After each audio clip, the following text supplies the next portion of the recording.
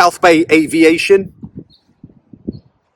Nice little runway. Really good place to take off from to have a little look at Los Angeles right now. I'm going to go up, make some images with this D800, and then we'll just have a look, see how it functions. And to be honest, I didn't bring a great lens. I bought a 24-80, I believe. It's a VR lens. So I'll probably just DX the camera down.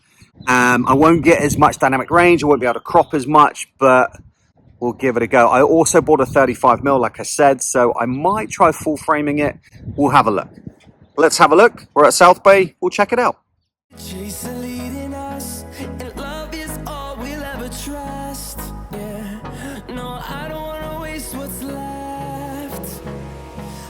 Is the Nikon D800 the best camera in the world? If you're watching this video, it's 2024, and you're probably looking to get into the full frame market, right?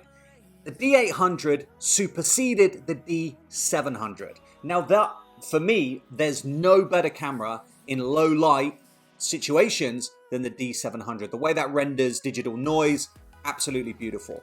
But if you're looking at the D800, chances are A, you found one for a really good deal and you're wondering whether or not to buy it, is it still obsolete, etc. Or maybe you found a really good deal and you're wondering, is it obsolete, should you still purchase it? Well, for me, I bought the D800, this absolute beast, which I've had for a while now, because I wanted to use it for professional use. That is what this camera is for. It is a professional camera body. Yes, there are a bunch of newer cameras out there, better cameras out there, of course.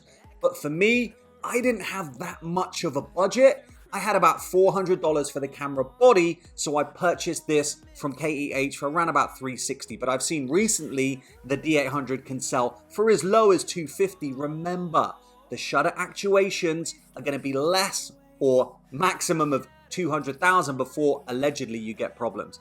These are built like tanks, so don't worry too much. This one, when I purchased it, over 100,000 actuations, but it still works like an absolute dream. Fires, it is absolutely beautiful. Now, why did I buy the D800? Very, very simple. 36 megapixels, ISO from 50 up to 2560 allegedly, so good on low light and good in high light. I know that when I use this camera for professional jobs, those 36 megapixels allow me to take a massive composition, a massive image, and then jump in and crop and effectively create a bunch of images from that one image. So when I mess up, because I'm a sucky photographer, I can then throw those images through Lightroom, hey presto, I can crop with Photoshop, and I can still deliver a great product to the client. Now, if you look at the camera body itself, the good thing, just like I showed you earlier, the good thing about these Nikons is that there is a button for everything. A button for absolutely everything.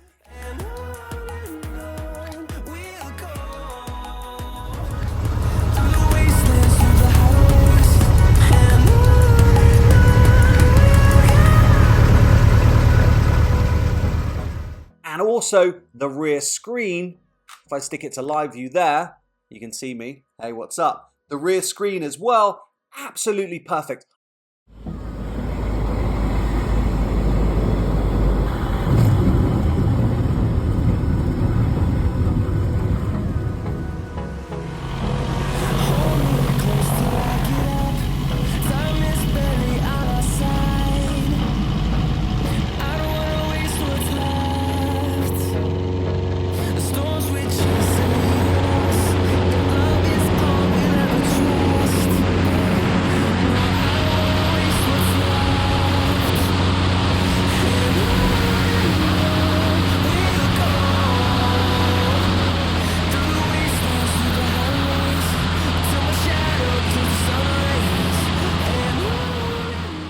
I would like it if it had a swivel screen. That would be 100% gold, but it doesn't, and there's nothing I can do about it.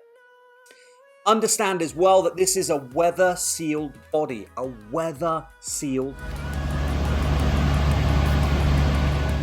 body. So as long as you've got weather-sealed lenses, you can take the camera out to those more strenuous locations.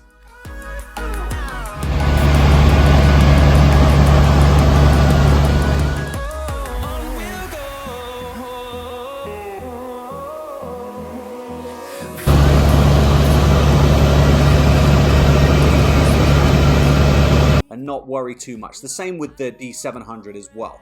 Great, solid build quality.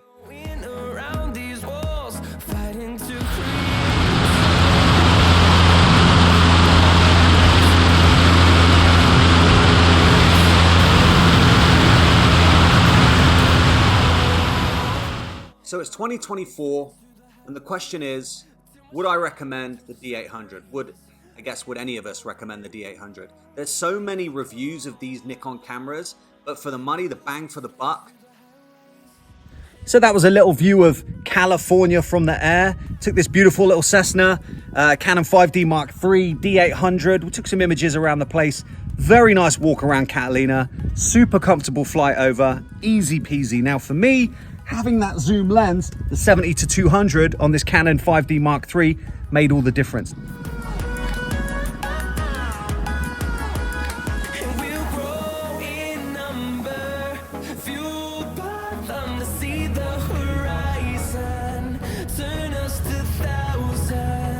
Such a beautiful airport.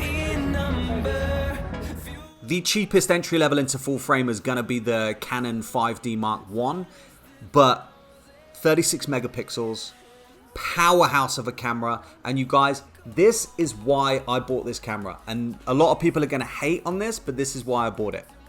With a touch of a button, this function button here at the base, if I touch this function button, if I hold it down and then use my scroll wheel on the top, I can effectively turn this from a full frame camera body to a cropped sensor camera body.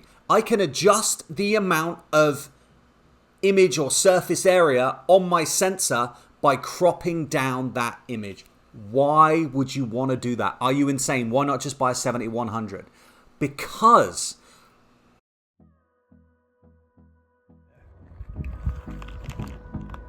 oh, sorry. Yeah, the runway's there. I thought it was here. My bad. Yeah. 36 megapixels per image makes it quite difficult to edit a huge amount of photographs in one go, effectively.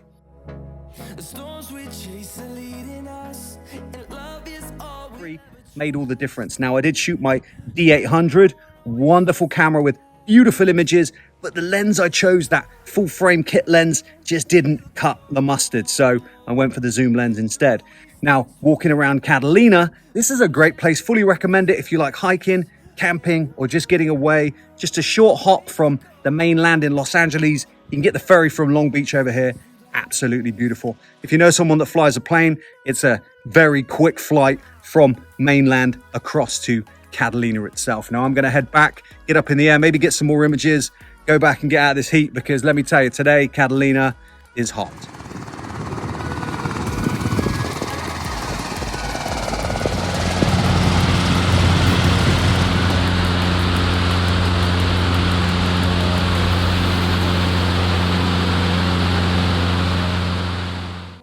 It sucks, but hey, very, very cheap, good option. Another reason why I love full frame cameras is that I use a lot of vintage lenses. Remember, this is F-mount, and an F-mount lens camera may take all of those F-mount lenses from days of old, the ones used on the F3 and your NIKKOR, NIKKOR matte, etc. The rendition or the image that you get when using 35mm vintage cameras in a crop sensor is exactly, or there or thereabouts, what you should expect from that lens in its original format, if that made sense. So you use a full frame effective vintage lens on a full frame digital camera, the image that you get is what you should be receiving anyway from that vintage lens. You get the true interpretation of what that vintage lens can do, and let me tell you, it's beautiful.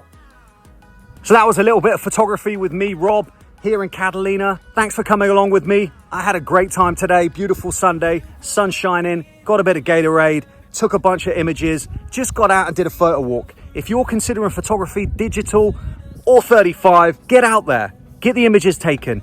You only get better if you take more images. And remember, If you don't like the way the image comes out, you can just throw it through Lightroom or one of your editing softwares and just adjust those images. Loads of presets if you want to do that as well. But my main thing for you guys is get out there whenever you can, make images. They're yours. They're your own little pieces of artwork. You got this. Thanks for hanging out with me. I will see you guys on the next one. Hold me close till I get out.